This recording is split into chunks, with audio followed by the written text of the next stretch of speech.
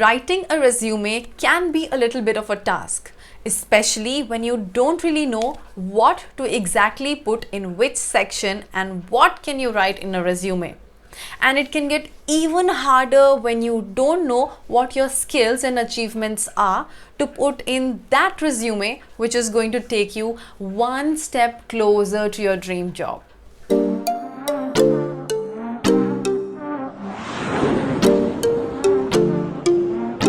Hi everyone, my name is Twinkle and welcome back to my YouTube channel. If you're looking to write a flight attendant or a cabin crew resume, then this video is for you, because in today's video I'm going to teach you, or I'm going to tell you how to structure and write a cabin crew resume. I'm also going to tell you how to make it different in case you're a fresher or you are an experienced person from an entirely different field, or maybe also in the same field. And apart from that, I'm also going to give you tips and few examples which will tell you how to exactly write your skills or achievements in a cabin crew resume. But before that, if you haven't subscribed to my channel yet, then go ahead, hit the subscribe button and the like button as well, and try to share it with as many people as you can, because this motivates me to make more videos. On that note, let's get into the video. Now, the most important thing when you're considering a cabin crew job is that you know that there are hundreds and thousands of candidates applying for the same job, and therefore it gets even harder for the recruiters to filter all the applications. Therefore, the time that they spend on a resume is maximum of 6 seconds.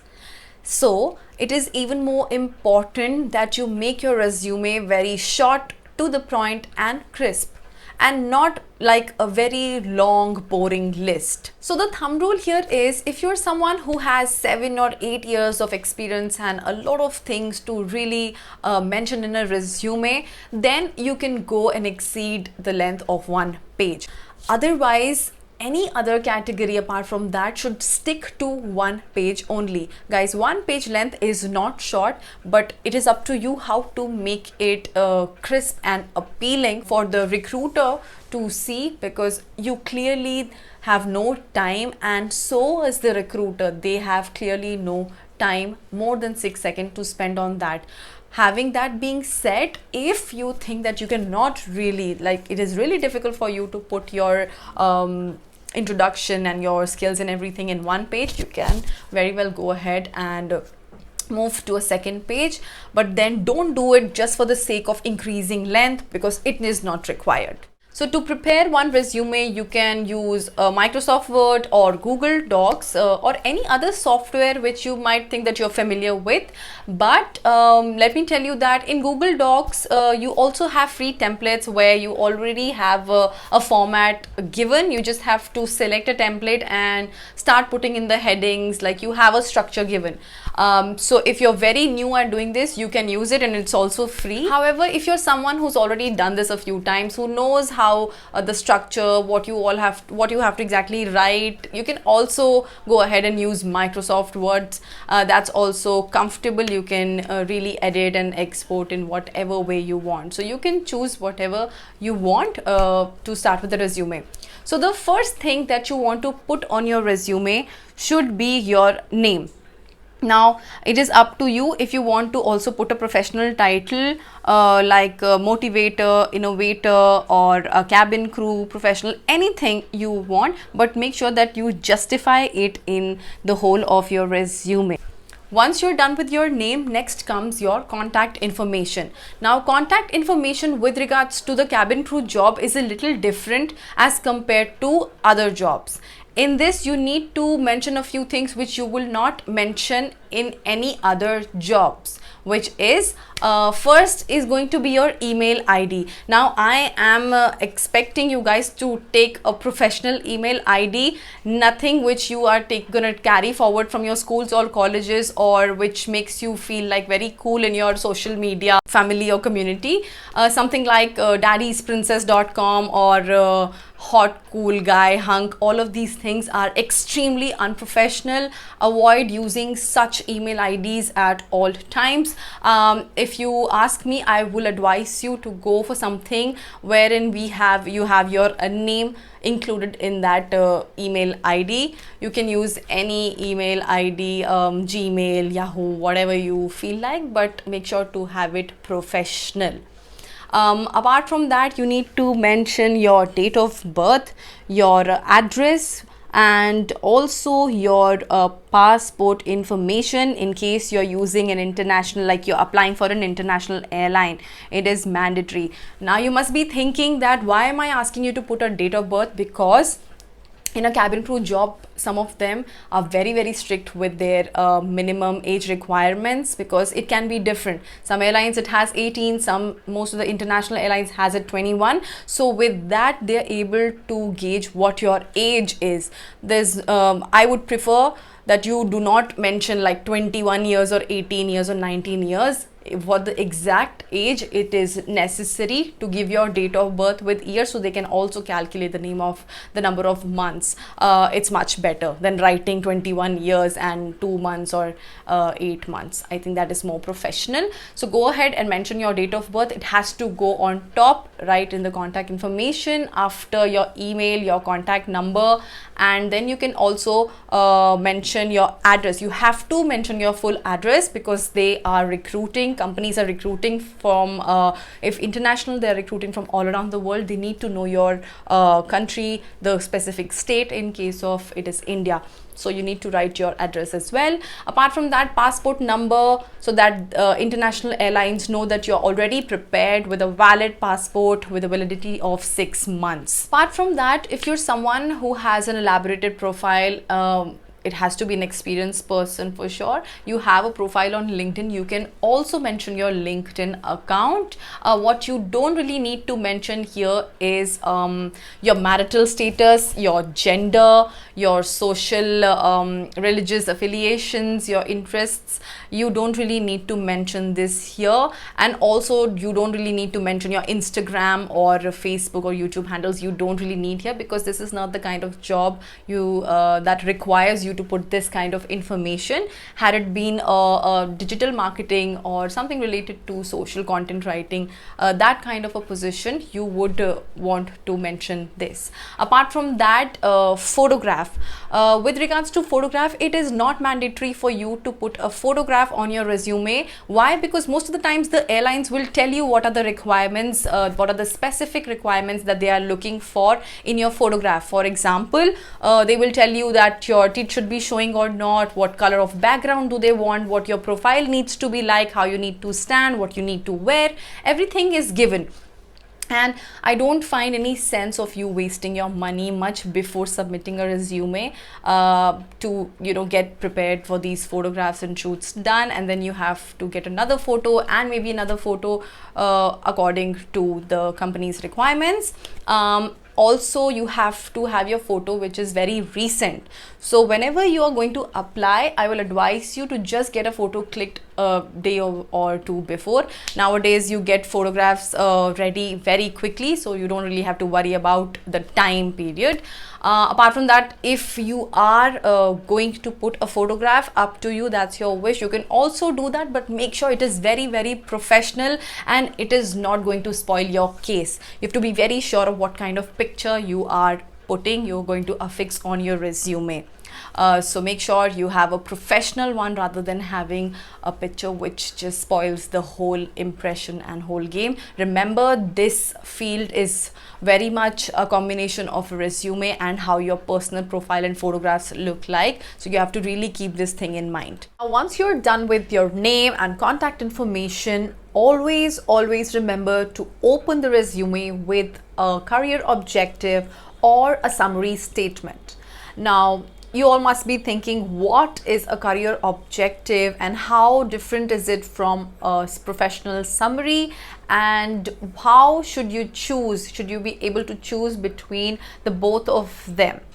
So, a professional summary focuses more on the description of your current experience or your achievements, your work history, and any skills that you've gained over a period of time in your current career, in your current experience place. So, it focuses more on what you're bringing to the table, focuses more on what your requirement and needs are from the company, and whatever you have achieved. So you give a short introduction of that, also including a bit of your skills and area of expertise. So in case you have relevant experience, or you're a flight attendant or anyone from customer experience, customer service background, I would highly recommend you to write a professional summary, so you can give them a gist, a sort of introduction, a brief summary of what you're bringing to the table. So for experienced candidates, I would highly recommend you to write a professional summary.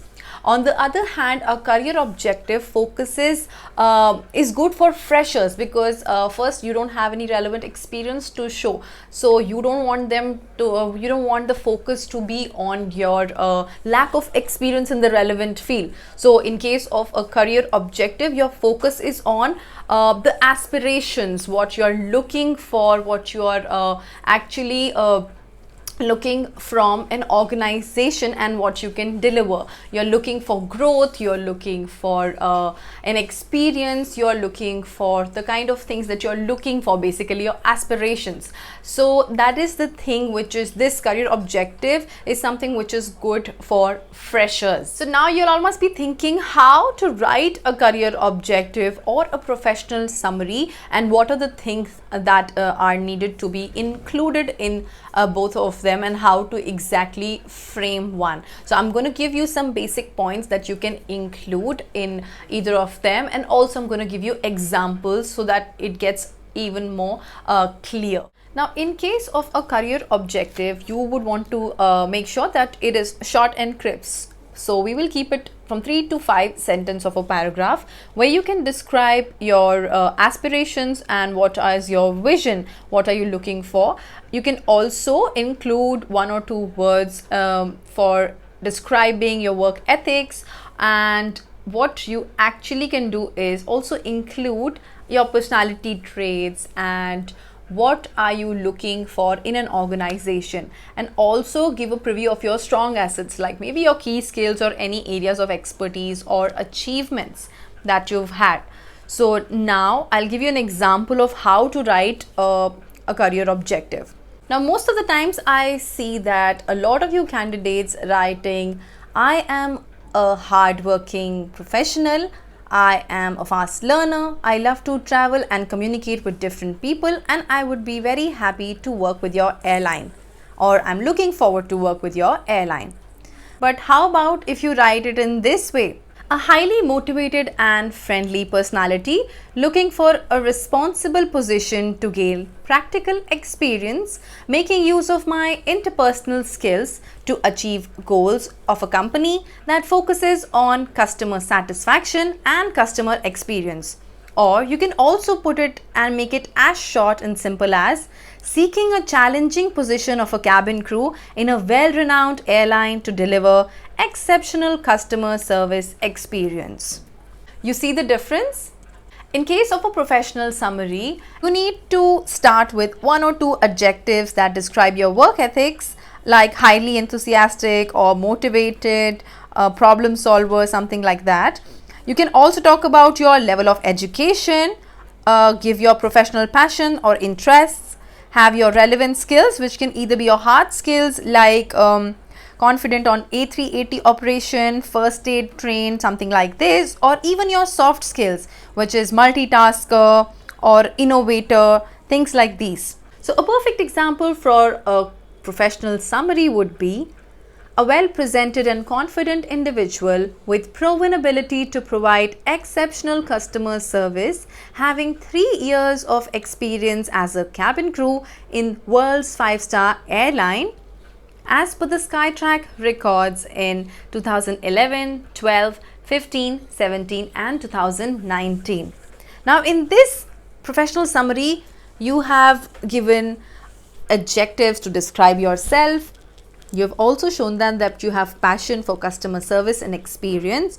You have also shown that you know about the airline that you are passionate to join. You know that it is the world's 5-star airline. You are well aware of its achievements and also the years in which the airline has received awards and many more. So it kind of impresses the job seeker that you're really interested and passionate to join their airline. Also, in this professional summary, we've made it specific and we've quantified using numbers, and it is so specific. That's why we used world's 5-star airline. You can also use the name of the airline to make it more specific. Now comes the format of the resume. Now when we talk about the format and how the resume is supposed to be structured, I will tell you something like an easy trick using which you can actually solve a lot of your confusions and questions regarding what comes first. So there is a lot of confusion amongst people, what comes first, education or experience. So now if you use this trick, which is called as a recent first, which also means that you will put the most recent event in your life first. Meaning, in case you're a fresher or you're just out of school or college, the recent event in your life was education. So you will put education first, simply because you want to highlight this to the recruiters, as this is the only thing that you have as of now. So elaborate it as much as you can. When you're putting education, you can also include courses, diplomas or any relevant trainings as well. You should mention the name of the institute, name of the college or school, mention the degrees that you've done or your scores, your percentage or your CGPA, starting from the latest degree to the 10th standard, and elaborate it. Make sure that all of this is in reverse chronological order, which also means recent first. You can have a choice of either doing it in a tabular form, or you can also do it in a bullet form. That is entirely on you. However, in case of an experienced individual, you do not really need to elaborate the education part, and we will come on to that in a minute. Let's talk about the next thing in case of a fresher profile after education.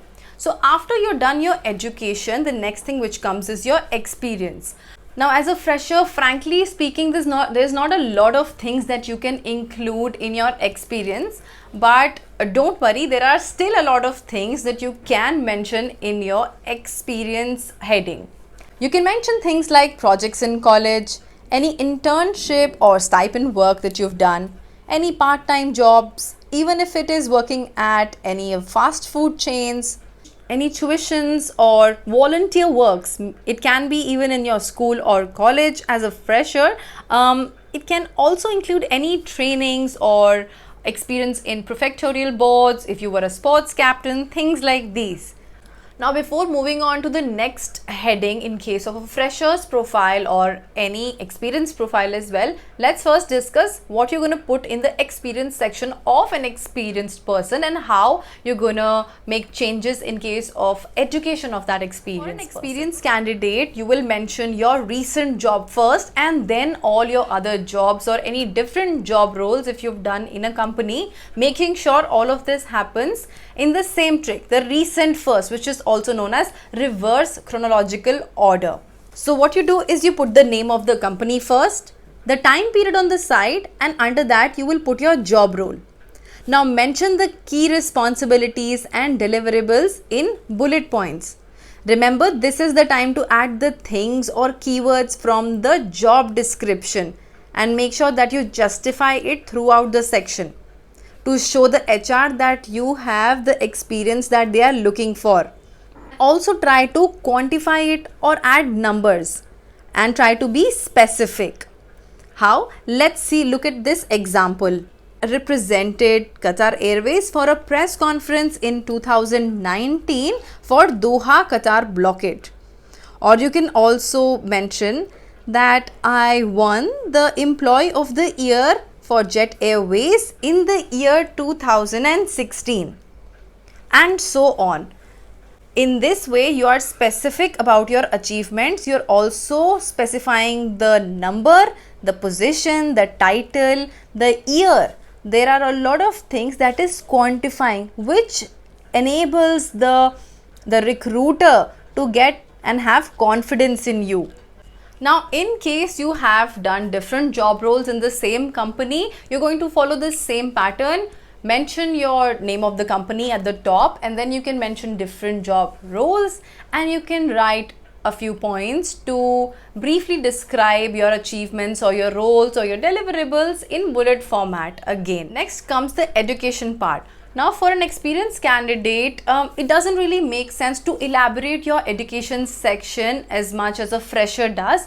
So only your last degree would do. And also, if you have any awards or specific achievements that you want to tell the recruiter, you can also put it down in the bullet form. If you have CGPA or any percentage that you want to show in the college, you can also do that, any relevant degrees, but keep it very short and crisp. So I would just advise you to make 3 or 4 bullet points and describe it briefly. Why? Because for someone who has like 5 or 6 years of experience, it doesn't really make sense to talk about your percentage and your achievements in school, because now you want to highlight the experience and the work that you have done in your career, the growth that you have achieved in the relevant field. So I think that you should mention and focus on your experience more rather than your education, to try to keep your education as crisp and as to the point as you can.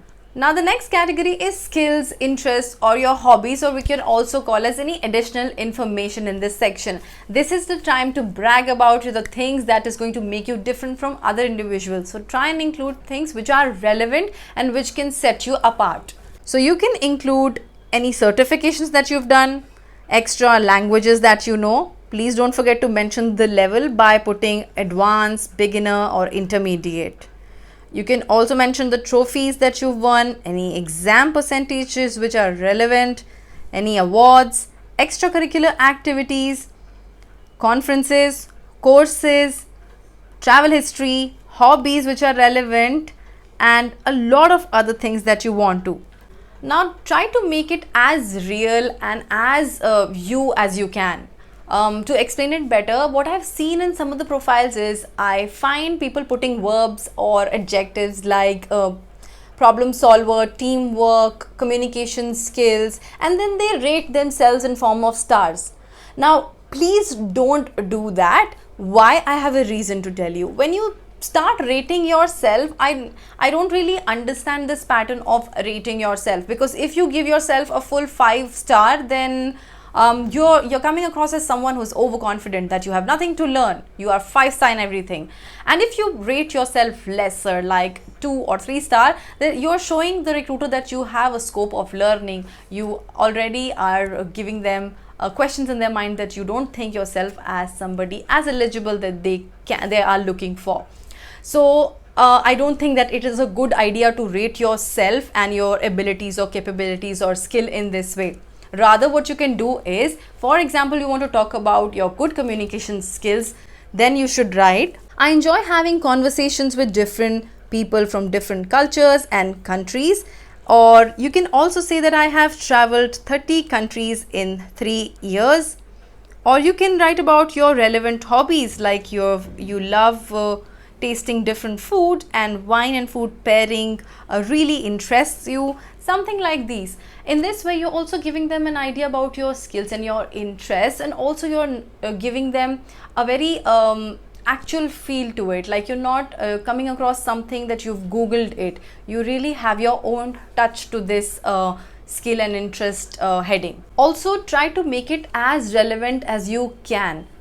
For example, if you look at this job description, there are a few yellow words which are highlighted and which are going to be similar in all the kinds of job description. Make a note of them and then try to use these keywords in your skills, interests, or even experience as much as you can.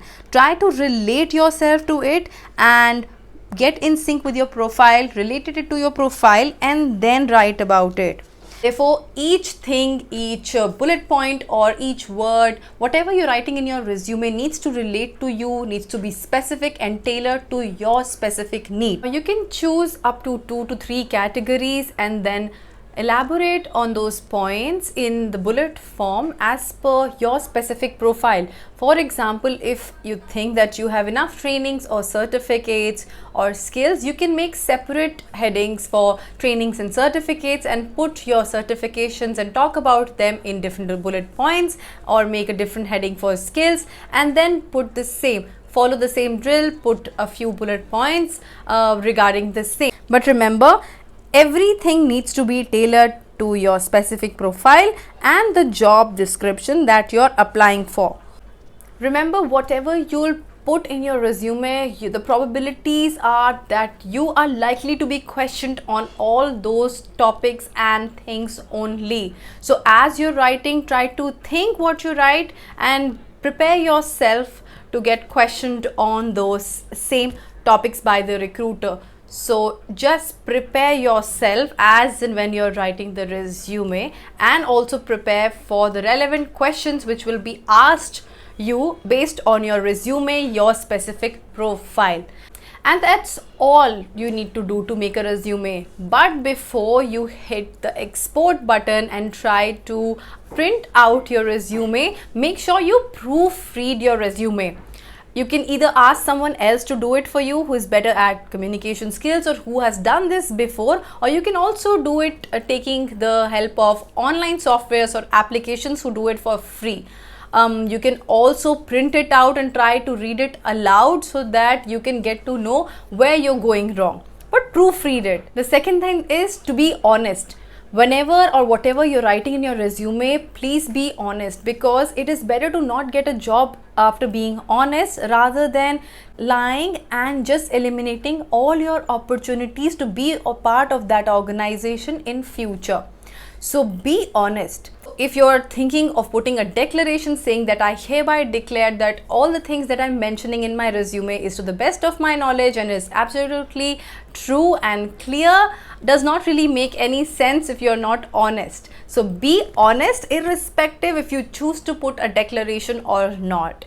And if you're putting a declaration or not, I would really highly advise you to put a space for a signature and a date on the day of your resume. Try to fill it and update it so it gives an impression that your resume is up to date and you're signing it by yourself. Having said that, that is all you need to do to structure a resume and write a resume keeping the cabin crew position in mind. With that said, I hope you found this video really helpful and that you will be able to now write and structure a resume, a cabin crew resume yourself. And if you have any questions, you know the drill. You need to put it down in the comment section below.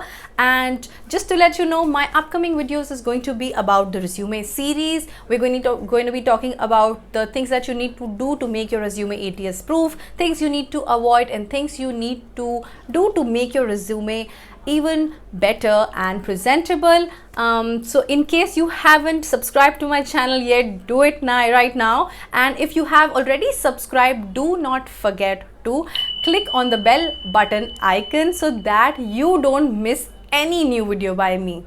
And I will see you in my next video. Till then, take care and bye bye.